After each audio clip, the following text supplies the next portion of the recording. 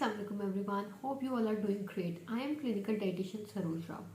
तो आज हम जिस टॉपिक पर बात करने जा रहे हैं वो है फ़िश यानी कि मछली। जिससे आप सबको पता है आजकल विंटर सीजन है तो मछली का इस्तेमाल भी ज़्यादा हो सकता है। तो अब हम देख लेते हैं कि मछली खाने के क्या क्या फ़ायदियत है, मछली खा के हमें क्या फ़ायदे मिल सकते हैं और ऐसे कौन से न्यूट्रिएंट्स हैं जो हमें मछली खाने से मिलते हैं, या फिर मछली को किन तरीक़ों से हम इस्तेमाल कर सकते हैं और सबसे अच्छा तरीका कौन सा है मछली को इस्तेमाल करने का।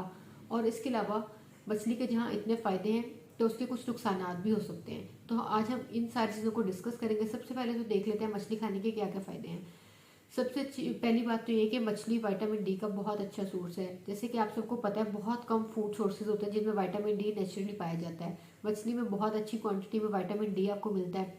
मछली में आपको जिंक मिल जाएगा।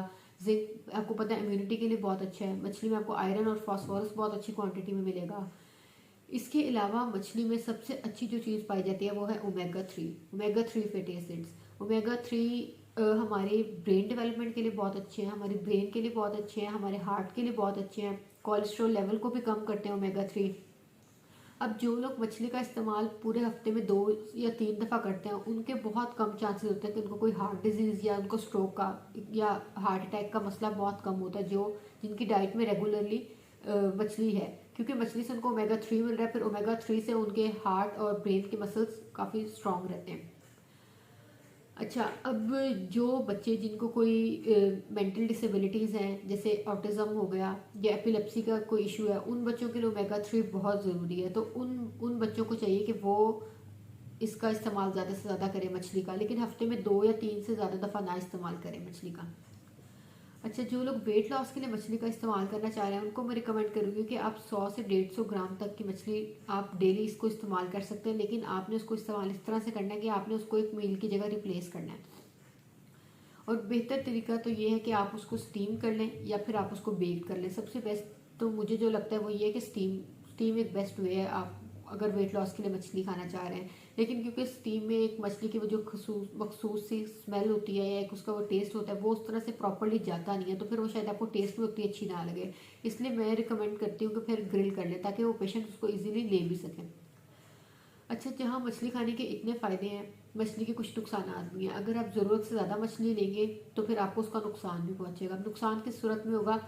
एक तो आपकी बॉडी में ओमेगा 3 बहुत ज़्यादा क्वांटिटी में हो जाएगा। फिर ओमेगा 3 से आपका खून भी पतला हो सकता है अगर बहुत ज़्यादा क्वांटिटी में हो। आपकी बॉडी में विटामिन ए बहुत ज़्यादा हो जाएगा अगर आप बहुत ज़्यादा मछली लेंगे। उससे फिर आपको कॉन्स्टिपेशन, डायरिया, नोज़िया इस तरह की चीज़ें भी आपको आ सकती हैं। अच्छा, अब बात कर लीजिए अगर कि मछली के नुकसानात इसलिए होते हैं क्योंकि जैसे आजकल हमारा इंडस्ट्रियल सारा चल रहा है, तो जो भी केमिकल्स या कूड़ा कचरा हर चीज़ जो हम लोग जाके दरिया में डंप कर देते हैं, फिर वो अल्टीमेटली इस तरह होता है कि वो फिर फिश का जो उनकी खुराक होती है उसका वो पार्ट बन जाती हैं। लेकिन जब हम बहुत ज़्यादा मछली का इस्तेमाल करना शुरू कर दें तो फिर उसमें मरकरी जो है हमारी बॉडी में बहुत ज़्यादा क्वांटिटी में पानी आने लग जाता है। अब जो एडल्ट्स में अगर मरकरी की क्वांटिटी ज़्यादा होगी तो वो तो फिर भी उसको ट्रीटेबल है, लेकिन अगर बच्चों में मरकरी पॉइजनिंग हो जाती है, मरकरी बहुत ज़्यादा उसमें क्वांटिटी में आ जाता है तो फिर वो परमानेंट हो जाता है, उसका नुकसान उनके लिए परमानेंट है। तो कोशिश करें कि हफ्ते में 2 या 3 से ज़्यादा दफ़ा मछली का इस्तेमाल ना करें। और एक हमारा बड़ा कॉमन, जैसे हम अपने बचपन में भी सुनते थे कि मछली खा के ऊपर से दूध नहीं पीना, उससे फुलबेरी हो जाती है या इस तरह से स्किन इश्यूज आ जाते हैं। तो ये एक बिल्कुल मिथ है, ये एक गलत कॉन्सेप्ट है। मछली खा के दूध पीने से कुछ भी नहीं होता। वो जो फुलबेरी है वो एक अलग स्किन डिजीज़ है, एक अलग स्किन कंडीशन है जो कि मछली के साथ नहीं होती।